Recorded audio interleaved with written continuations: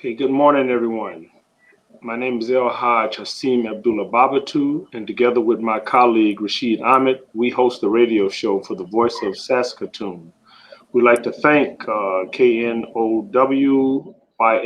for providing us a platform and technology support. You can watch our show on the Voice of Saskatoon Facebook, YouTube page, also KNOWXYE Facebook and YouTube pages. We would now like to welcome our panel members who are Chadir, Delilah, and Fiyin.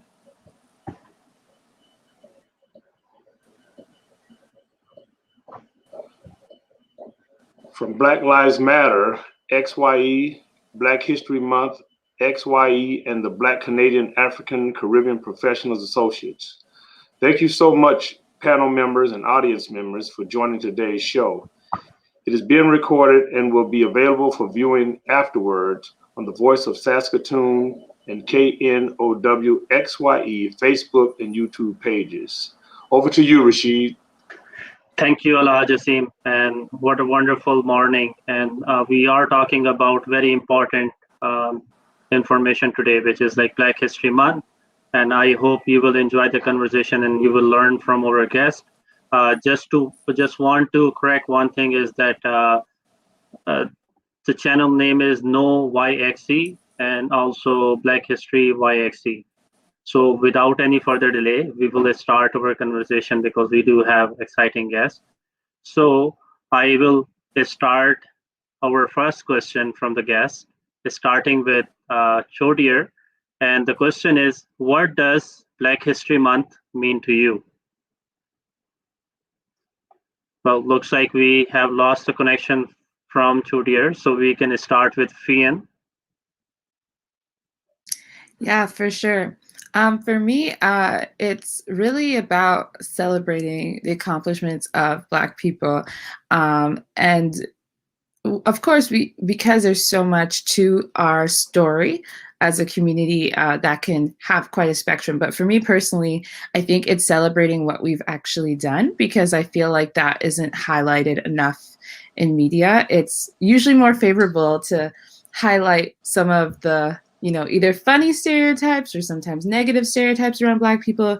But really, I don't think enough people know just how much they're actually contributing to everyday society to actually move us all forward as a society, whether it's inventions, whether it's their contributions in the medical field. There are so many educated Black people, for example. And I think that is just information people should know and be able to celebrate, and we should also be able to celebrate. I find we ourselves don't even know what we have contributed as well.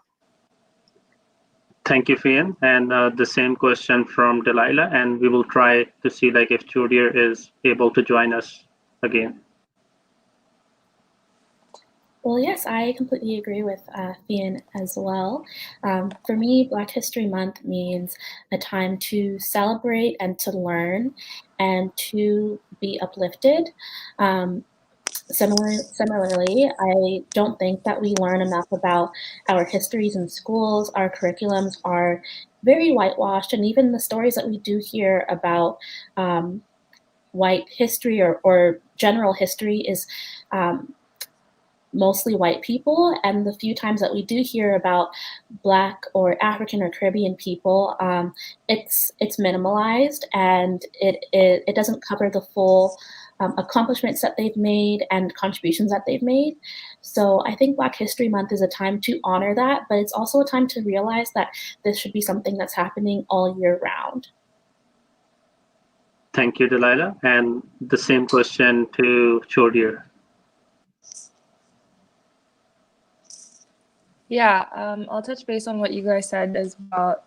Black History Month is really a vital thing to me, just because it's not every day. Like growing up, I didn't feel like I could necessarily celebrate my culture. I didn't feel, welcome to openly participate in knowing myself. And so Black History Month in that particular area means a lot to me because, people get to finally know, right? And openly put out all these great things that Black people have done and contributed to society, like without, judgment, sort of. And yeah, it's a time of learning, it's a time of unpacking, and it's a time of celebrating.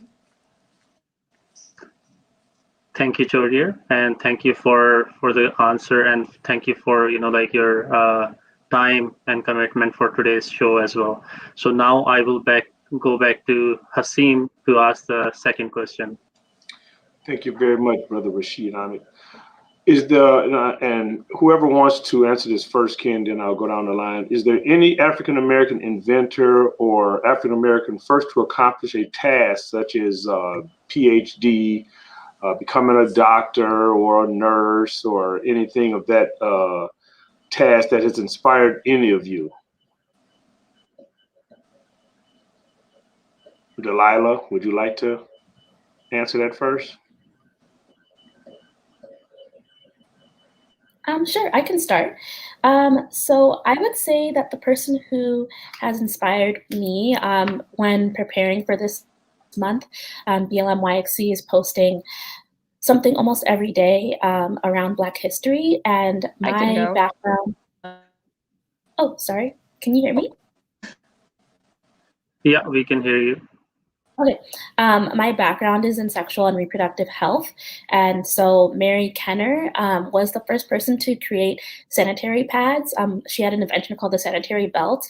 And unfortunately, when she went to apply for a patent on her invention, because she was Black, it was not patented. And that meant that other manufacturers and companies were able to steal her design and profit off of it. And so she never received any profits for her invention.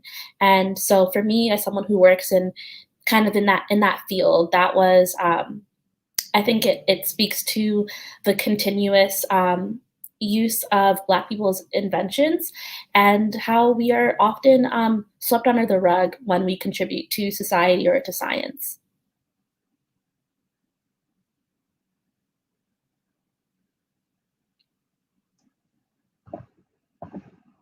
Hasim, you're muted. Yeah, Fian, you want to answer that same question? Sorry. Yeah, I feel like there's several.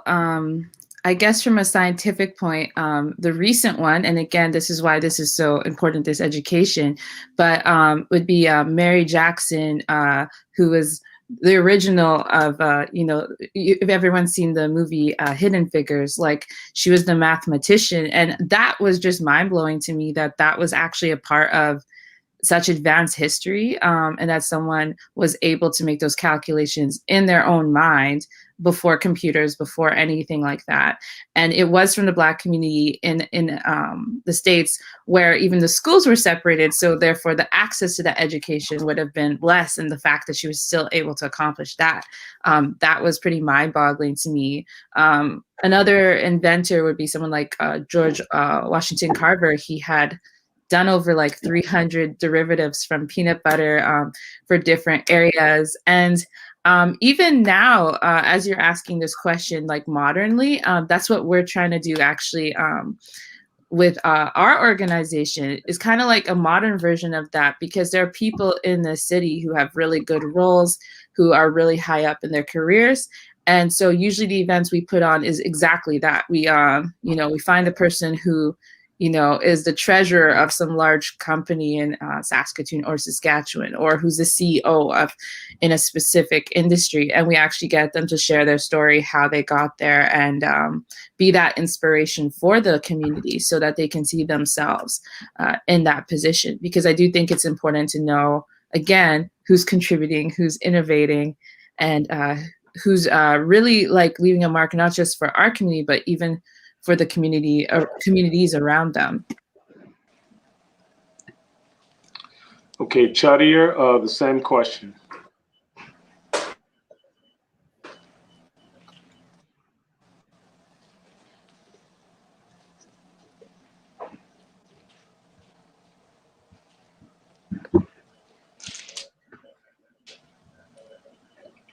Chadir, are you there?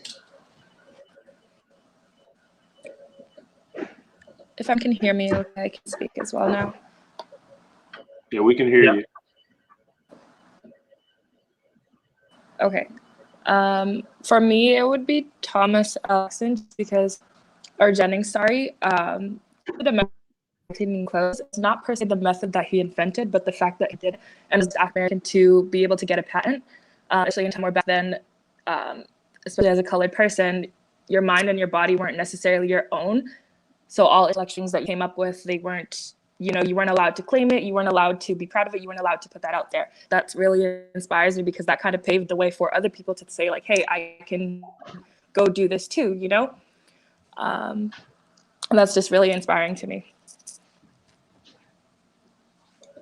Okay, thank you very much. Over to you, Rashid. Thank you, Hasim. And the next question from any of you who would like to answer. So what have you learned from Black history that has impacted you the most? Starting from Fian.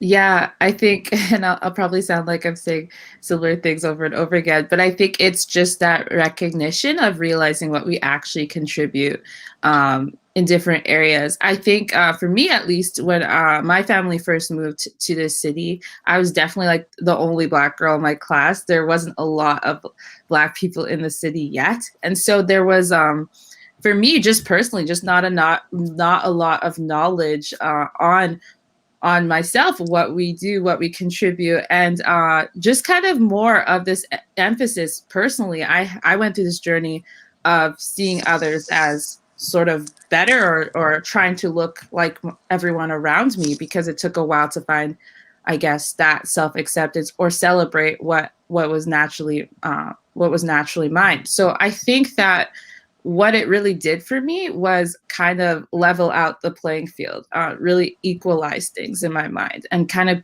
give a balanced view of myself and others as opposed to what I was thinking. I think it was really cool again, because I kind of get both sides because I was born in Nigeria, but I was raised in Saskatchewan. So I have the side of hearing interesting stereotypes of African countries. I have the side of hearing interesting stereotypes of what Black people or what people think of Black people in North America. And it was just really nice to finally find a balanced narrative that is like, yeah, humanizes us for one, and actually shows like what we're actually bringing to the table. So that's how it's really impacted me personally.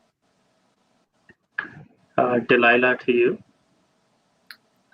I would say my experience with Black history is very different from Fian's. I grew up in the States, and I grew up in a very diverse place. And Black history was all around us all the time, not just in February. And so I think that really impacted me to give me a strong foundation in who I was, because outside of the fortunate situation that I was in school and with my family, the media around us is continuously lacking representation and very whitewashed. So I was fortunate to have that experience to really show me the resilience of people like me and the strength and the capability of people like me. But I would say that in the past year that I've been running BLM-YXC, that being able to teach Black history, especially Black Canadian history, has given me so much joy to see people see themselves in the narratives of this country and to realize that they do have a place here and that they've always fought for a place here. That has really given me a lot of joy to share that knowledge with people. Thank you, Delilah. And the same question to Chodier.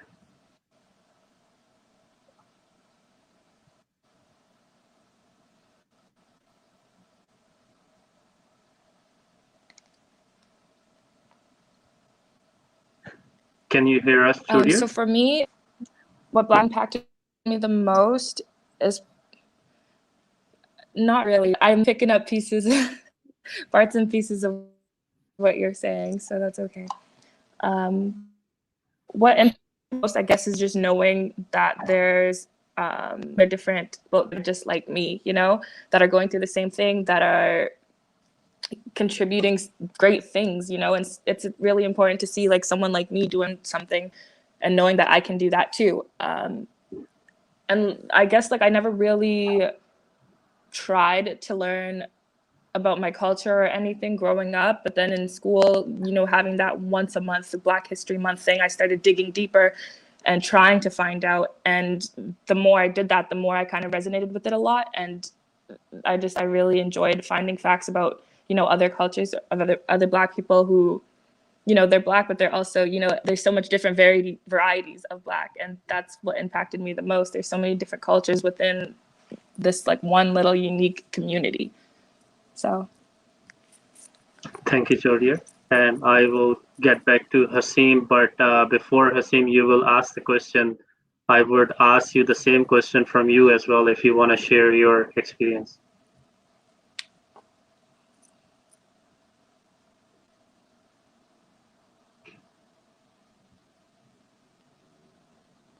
Hasim, can you hear us? Oh, I hear you. Oh, okay. Now, what was the question again? So I would like to ask you the same question which we have asked, you know, like from the guests. So if you want to add any comments on this question. Well, what I've learned from Black history and how it has impacted me the most is that, first of all, Black history is every day. It's not just the month of February, because what happens today is history tomorrow. I look at so many things when I look at all the inventions from the gas mask to the cell phone to the first heart transplant, even the piston that's in an automobile, who Claude Harvard, who happens to be my great cousin, who worked for Ford Motor Company, he was the inventor of that. And he also made a tool that perfected that piston so that it would run smoothly in an automobile. Nobody knows about these individuals. So that has really, really been a major impact on me. And more than anything, it's been, I would say, my mother. I always tell people her story. She only had a third grade education. She only went to school when it rained because she picked cotton.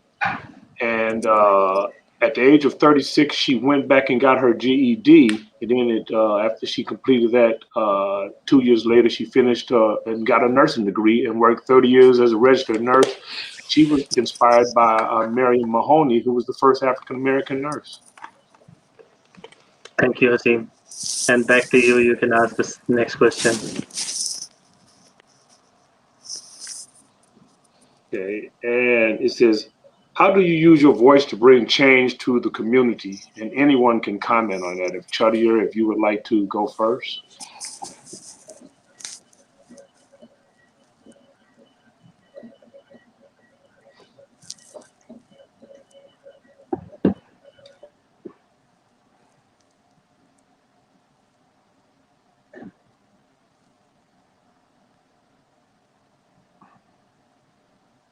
I think we do have some technical difficulty. Okay, let's go with Delilah. You want to answer that question? Yeah, so I started BLM-YXC around the time of the protests for George Floyd. And I did that because I had recently experienced my own racist attack when I was walking home in Saskatoon. And that honestly, it changed me, it changed my perspective, and it changed the way I engage with activism. And I think that I'm using my voice to say that this is something that happens in our community. I'm using my voice to show people the things that are happening in our community that we don't see, because many people of color are afraid to share their experiences. And I am saying that, hey, your experiences are valid, and the only way we build a community that we are all proud of and safe in is if we all acknowledge that there's an issue and commit to solving that issue. If we don't see racism in our community as a problem, we can't commit to fixing it. And I think that coming together to say it's a problem worth fixing is the first part of getting to safer communities. Okay, Fiyin, you want to answer that same question? Sure. It's really interesting because our organizations kind of focus on different points that I think are still important for the Black community, and obviously that one's the most forefront one that most people can see. I guess with my group, BCA-CPA, or the Black Canadians, Africans, and Caribbean Professional Association, we're really focused kind of on building up from the internal. perspective again. So just to bring it back, I think the change that I've seen in the community has been in having our events, having these professionals tell their story and be highlighted. I've gotten so many messages from people who have attended our Zoom events that have said, wow, this is incredible. I'm learning so much. How did I find this? And it's really building them up from the inside. They're sending a lot of ideas and things to our group, and then we're able to, again, give value back to them. And also just helping them build that confidence so that they can also go out in the world and be who they fully want to be. So the other part that we add to is we've done a mental health thing for we had it last year, we're doing it again. The story of Black people and mental health, because again, if the person is holistically doing well, which touches on all those areas that Delilah was talking about with her group as well, just talking through those issues, addressing those issues, they can actually be at their best in whatever they want to accomplish as well. Because of course, if you don't deal with the trauma and some of the experiences, you can't fully be 100% in the fields you want to enter in. And we have so much to offer to the world, we already have, and it's so much more if we take care of ourselves as well. Absolutely, thank you. Chadir, are you there? Can you answer that same question?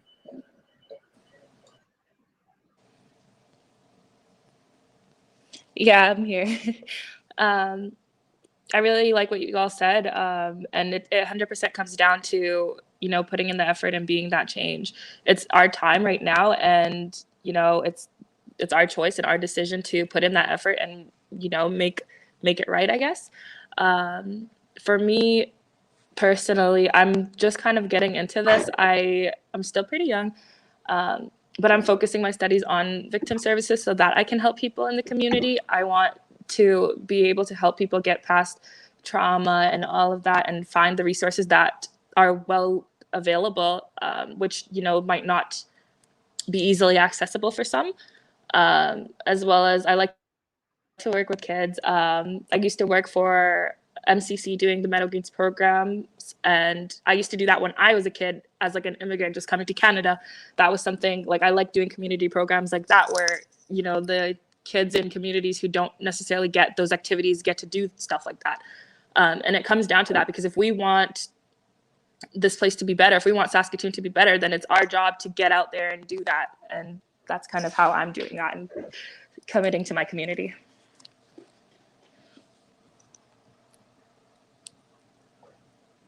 Okay, back to you, Rashid. Thank you, Asim, and thank you for the answer. It actually helping us to learn about Black History Month.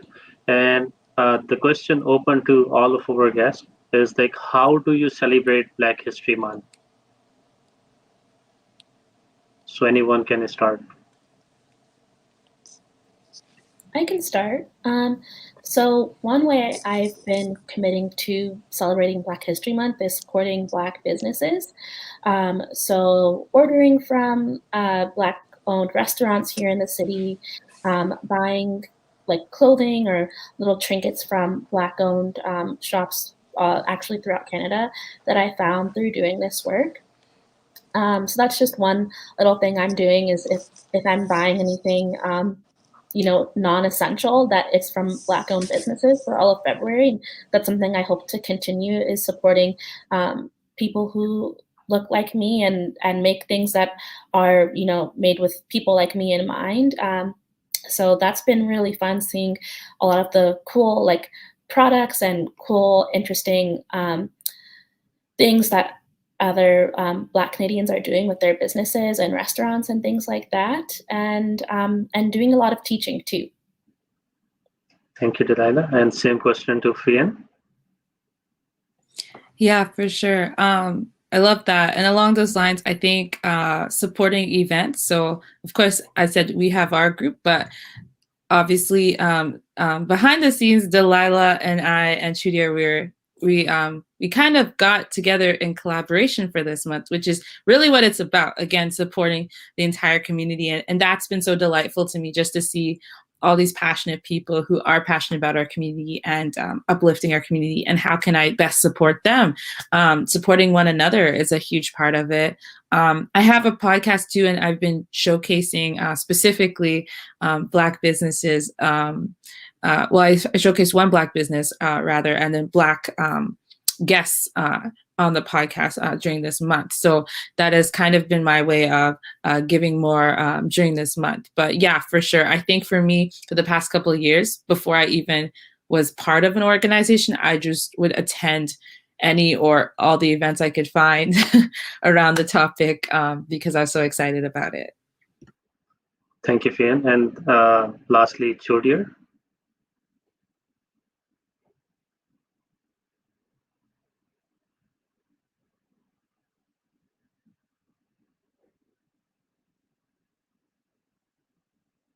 Chodier, can you hear us?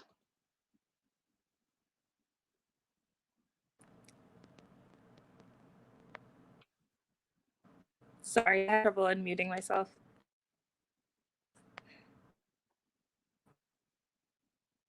So same question to you. How do you celebrate Black History Month?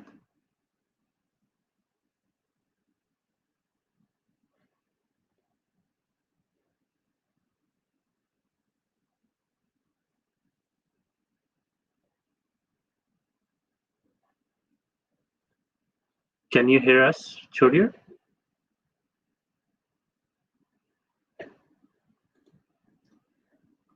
Well, looks like we do have a technical difficulty, so we will come back to Chodier later on. So I will ask Delilah and Fian, like, if you want to talk about the event, which is happening next Saturday and Sunday. So tell us a little bit about Black History Month event going on in Saskatoon. So all of our groups have collaborated. So BLM-YXC, BCA CPA, and Black History Month YXC. And we have events occurring all of the end of next week. So on Thursday, the 18th, I think it is, there is a event about history featuring some local Black leaders like Crystal Mays of the Mays family, who will be talking about her family's experience as the first Black pioneers to Saskatchewan. And on the 20th, we will be having some mental health advocates and therapists talking about how our history is a history of resilience and a story of resilience, and how we can continue being resilient and take care of our mental health. And then on the 21st, we will be having kind of a celebration event with some local performers, poets, singers, all types of artists coming together to celebrate Black joy and our history and our stories. And then on the last day of Black History Month, February 28th, we will be having an event, a webinar about anti-racism and how we carry on this type of work and this type of learning all year round, and how we really commit to action. Because I think in the last couple of months, we've been hearing a lot of, I've been listening and I've been learning, and I'm on my anti-racist journey, but how do we actually do something about that? So that will be our last event on the 28th. Thank you, Delilah. And same question to Fian.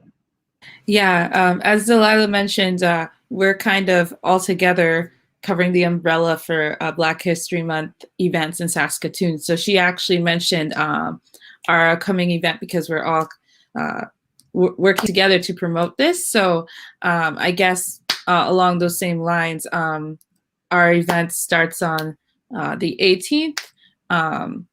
And that's, again, showcasing Crystal Mays, which you should really look out for, because she actually has, I believe, 3 generations in Saskatchewan as a Black person, which is really rare to see and really interesting. So that kind of kicks us off. I guess the other speakers we have for that, we have Orlando White. She's based in Ontario. She's just going to talk about the diaspora history. We have talking drum player that day too, which is something with West Africa, and going into Delilah's events as well, that we're all supporting each other in. I'm really excited for those because, again, they have a few speakers from the Black community who are experts in mental health, and that is going to be super cool. And I love how she talked about the resilience, because again, it's really healthy to look at our story as one of resilience. How do we bounce back from what seems to be very impossible and very difficult circumstances and still make something of ourselves? I think that's a lesson that could be valuable for everyone, especially during this season of COVID, that lesson of resilience, truly. And then the performers, that will be just such a nice time. And then, of course, the last day talking about anti-racism and really getting into like, how do you actually structurally plan out to do that? Not just that it's a statement for PR, but like, what are you actually going to initiate to create that? So yeah, I'm definitely looking forward to that. Thank you. Last question regarding events, like, so how people can be involved and how people can watch those events or participate in those events. So if you go to any of our pages, I don't know what the other like Facebook or other handles are, but on Facebook and on Instagram, we are Black Lives Matter YXE. And you can go there and we have a link. We have a Facebook event page to our Eventbrite page. So it is available on Eventbrite by donation. You can donate as little or as much as you'd like. If you can't afford a donation, there's also a way to get in contact with us on there so that we can still send you the Zoom link and you can still participate. We don't want money to be a factor or a barrier to anyone being able to attend, but we do also appreciate donations. The last event on the 28th, half of that goes to the Riverdale Community Fridge Initiative, which is a really, really cool mutual aid program starting in Saskatoon to bring food security to the much like where it's really needed in the downtown area. So we're really excited to be able to help them with that. So yeah, you can click on that link that Fionn provided, and if you want to get in contact, we also have, if you want to get active with us and volunteer, we have links to how to get involved on our link tree as well, which is available, the link in our bio. Thank you. Fionn, do you want to add anything on participation on the events? Yeah, for sure. Excuse me. Yeah, Delilah has made an awesome event page that encompasses all of our events. And through that, you can learn about each of our groups, of course, get involved in each of them. Like, I know there's some questions here of like, do we have a list of Black-owned businesses? I know for a fact Delilah's page has actual videos showcasing Black-owned businesses. We're trying to work on a directory. So yeah, so if you want to know more about how you can get involved, help out, any of that, just be sure to check out our pages. We have a site too. Just check out our pages, see what we have coming up, and join our newsletters, and we can keep you in the loop of what is coming up, what is happening. And yeah, we've gotten some volunteers through that. Like Delilah said, people have donated. So it's been really cool to have that input from people. So yeah, if you are interested in that, be sure to check out our pages, check out this event. If you come to our events, you'll definitely learn more about what we have coming up as well, and you'll be able to stay in the loop with us. Well, thank you very much. Before passing it down to Haseem for concluding remarks, any final words from Delilah or Fionn? I just saw the question that Fionn mentioned about the Black-owned businesses. And yes, we have a post that shares Black-owned businesses in Saskatoon. And then I'll share that on our page again, just so it's readily available. And we also have some stories that feature like Black-owned businesses in Canada that I'll share again, just so that it's readily available as well. Thank you. Yeah, no, all I have to say is thank you for allowing us to come on here and share the message of what we're working on, share the message of our story. It's always exciting to have more opportunities to share with more people, to know what's going on. I think especially now, more and more people are actually curious, like what events are happening. So just giving us more and more opportunities to tell our story and have this platform is really valuable to me. And it's always a value to hear even Delilah's end of the story. There's so much I didn't even know about her end. So like I said, these conversations are important and very valuable to all of us. Well, thank you you, very much. Delilah, Fian, and Chodir, for your time. I will pass it down to Hasim for the concluding remarks. Okay, thank you very much, Brother Rashid Ahmed. And thank you, ladies, as well, Delilah, Fian, and Chudier, for updating us on what's going on, bringing knowledge to all of those in the viewing audience. Also, we want to thank Black Lives Matter XYE, Black History Month XYE, and the Black Canadian African Caribbean Professional Associations for taking part in this and helping to bring awareness of Black History Month. Like I said, when Carter G. Woodson first pronounced to having what was known then as Negro History Week, I wonder if he had imagined that it would be to where it is today, because after a while it became Black History Month. But it wasn't until Gerald Ford, the President of the United States in the early 70s, during the bicentennial year of 1976, when he really pushed that America should really start celebrating the accomplishments of African Americans, that it really, really took off. Because I can remember in the 60s, there was very, very little was discussed. We all knew about Rosa Parks, Martin Luther King, Crispus Attucks, but nobody knew of like Alice H. Parker. Now, you there in Canada and me here in Wisconsin, as cold as it gets, we're really appreciative of her because she invented the central heating system that we know of today. You know, Lewis Lattimore, you know, the filament to update, to make the light bulb much better than what Edison had originally had. There's groups like the Buffalo Soldiers that we really hardly talk about. There's the Atlanta student movement, which discovered Dr. Martin Luther King. So many things. We barely scratched the surface of all the accomplishments that people of color have made to society. And one of the things that Carter G. Woodson said, he says, if a race has no history, it has no worthwhile tradition, it becomes a negligible factor in the thought of the world, and it stands in danger of being exterminated. The American Indian left no continuous record. He did not appreciate the value of tradition and where it is and where is he today. The Hebrews keenly appreciated the value of tradition and is tested by the Bible itself in spite of worldwide persecution. Therefore, he is a great factor in our civilization. So again, like we say, Black history is every day. You know, what we've just done today will be history tomorrow. So again, I want to thank all my guests. I want to thank Brother Rashid Ahmed and the Voice of Saskatoon for allowing me to host this show. And I hope that everybody has a very good continued Black History Month and Black History Year. Thank you. Thank you again, everyone. And I would like to thank NoYXC as well for giving us this platform to broadcast this event. Thank you again and have a wonderful day. Thank you.